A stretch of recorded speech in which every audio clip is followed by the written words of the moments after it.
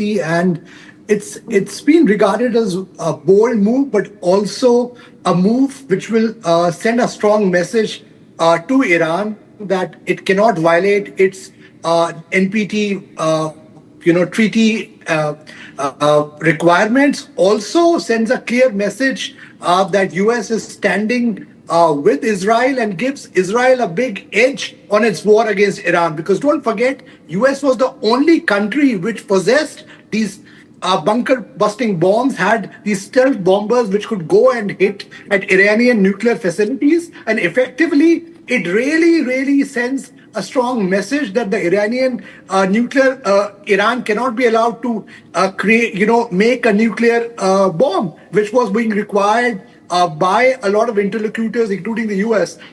It was a big step. I call it a bold step because it wasn't easy even for US President Donald Trump. He was given a range of options. In fact, I said on your shows earlier as well that the US President was mulling over several options, and this option was the final one. But they realized that Iran was not relenting. That's the reason why this was very important that this goes forward and sends out a clear and a strong message to Iran. There will definitely be escalation, no doubt about that.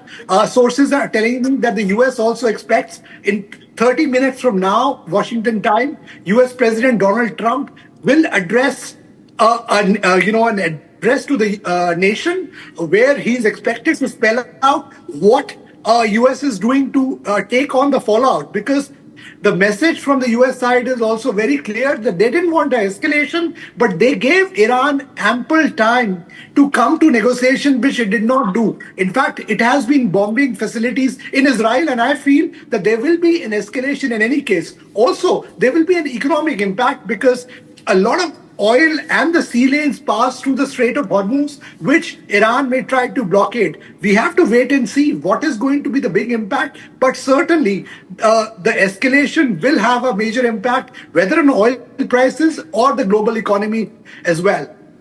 Right. And There are three things which have come out following these bombing. One, by the US forces. US has demonstrated its predominant global dominance when it comes to military affairs. That's one. Secondly, Donald Trump, as you know, was given a lot of options. He took this bold approach by making sure that Iran's key military nuclear installations are targeted so Iran cannot possess a nuclear weapon. Third, it's a message to the terror groups which Iran has been backing, like Hamas, Hezbollah, that you cannot get away by getting a support of a nation. And the US president has demonstrated that. So I think it's a bold move, if you ask me. It wasn't an easy decision. My sources in the White House are telling me that the president was given several choices, but after a great deliberation, he chose that because he felt that this is the only way they can support a war against terrorism, and also to make sure that Iran does not become a nuclear weapon and does not become a supermarket of nuclear terrorism. Because tomorrow, if Iran would have possessed nuclear weapon, it could have passed on these nuclear weapons to some of these terror groups like Hamas, Hezbollah, which it has been rolling out, which is threatening to the entire global community. Absolutely, As far Saurabh. as I understand. Saurabh, absolutely. my friend Ambassador Vora, because this is the time Donald Trump has said to the entire world that he has a bold leadership. People may say whatever about him, but when it comes to taking bold decisions, he can do that. That's one. Secondly, he's also completely, going to address his domestic lobby, including some of his own members in the Republican Party who were creating some doubts about his ability to take some bold measures. So he's done that.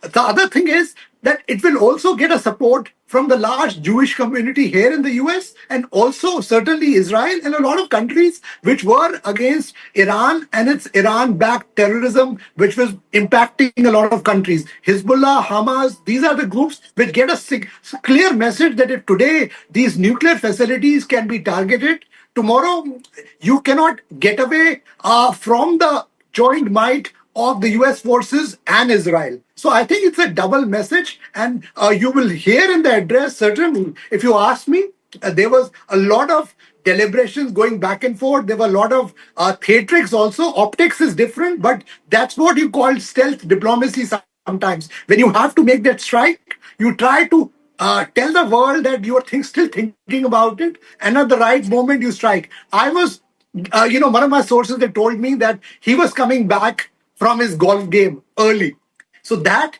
had that had really hinted to me as well that something was going to happen today, and I think we were bang on that, because I call it a Trump golf meter.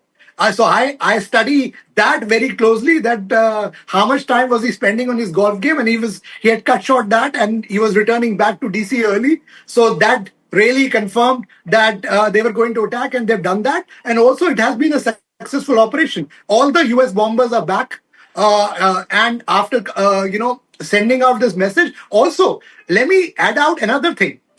It also sends out a message to countries like Pakistan as well, that you cannot get away by, tom-tomming your nuclear power. If this has also shown the way to countries like India, it set a precedent. Global affairs is about precedents. Now that America has taken action against the Iranian nuclear targets, tomorrow India is also well within its right to strike the Pakistani nuclear targets if it thinks it creates challenges to India, if it continues to, harbor terrorism and poses threat to global international security. So I think it sets a big message out to every country, and including today, General Asim Munir, who was happy trying to have a meal here in DC, should also be a worried man here, because this precedent can now be used by other countries, including India, to target nuclear countries like Pakistan, which have been threatening global security and peace. Right. Mr. Shukla was just